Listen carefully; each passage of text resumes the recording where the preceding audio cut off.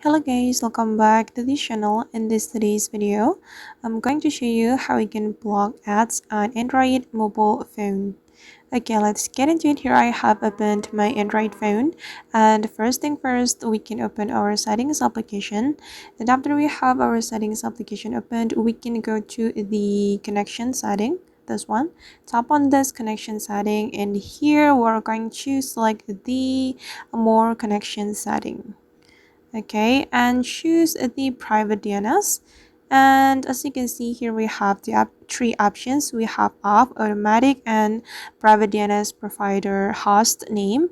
And if you want to block ads on our Android phone, I recommend you to select this one, this private DNS provider host name. Click on this option and you have to input this one, dns.adguard.com, and then we're going to save the setting. And after you activate this private DNS provider host name, all the ads on your Android phone will be automatically blocked. And I hope this trick will work on your Android phone as well. Alright guys, and that's how we can block ads on Android phone. I hope this tutorial will be useful for you. Thank you so much for watching, and don't forget to like, comment, share, and also subscribe to this channel. See you in the next video.